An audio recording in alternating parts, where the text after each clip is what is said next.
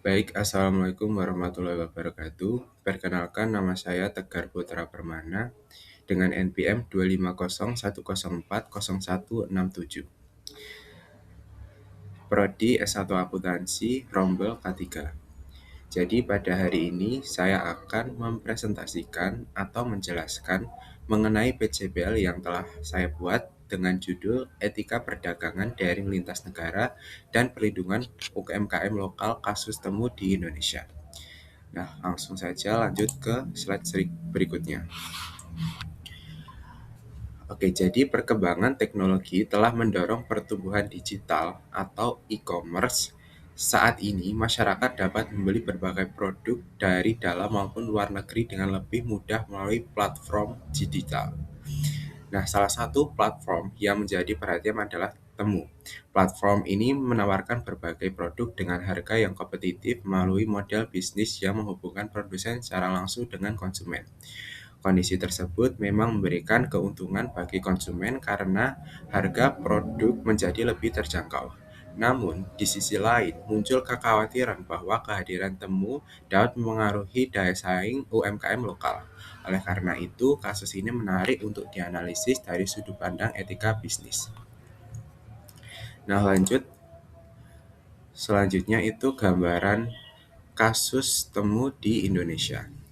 Nah, apa sih Temu itu? Nah, Temu merupakan platform e-commerce global milik PDD Holdings yang diluncurkan pada tahun 2022. Platform ini menggunakan model direct to consumer, yaitu menghubungkan produsen secara langsung dengan konsumen, sehingga harga produk dapat lebih murah. Ketika Temu berencana masuk ke Indonesia, banyak pihak memberikan tanggapan yang berbeda.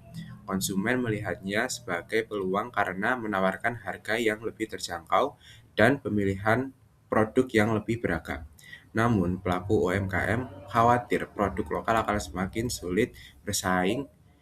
Nah, inilah yang menjadi isu utama dalam pembahasan artikel ini. Next, analisis berdasarkan teori utilitarianisme. Nah, menurut teori utilitarianisme, suatu tindakan dinilai baik apabila memberikan manfaat yang sebesar-besarnya bagi sebanyak mungkin orang. Jika dilihat dari teori ini, kehadiran Temu memberikan manfaat bagi konsumen karena menawarkan harga yang lebih murah dan pilihan produk yang lebih banyak. Selain itu, persaingan antar pelaku usaha juga dapat mendorong peningkatan kualitas layanan. Akan tetapi, di sisi lain terdapat dampak negatif, yaitu menurunkan daya saing UMKM lokal yang memiliki keterbatasan dalam bersaing dengan perusahaan global. Oleh karena itu, berdasarkan teori ini, diperlukan keseimbangan agar manfaat yang diperoleh konsumen tidak mengorbankan kepentingan pelaku usaha lokal. Next, analisis berdasarkan teori deontologi. Nah, yang pertama, apa sih teori deontologi ini?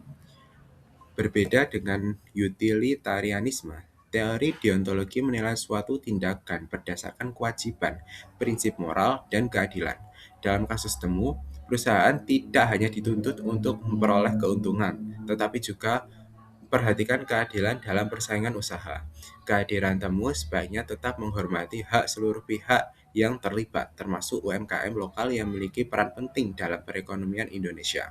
Dengan demikian, berdasarkan teori deontologi, praktik bisnis yang baik adalah praktik yang tidak hanya menguntungkan, tetapi juga melakukan secara adil dan bertanggung jawab.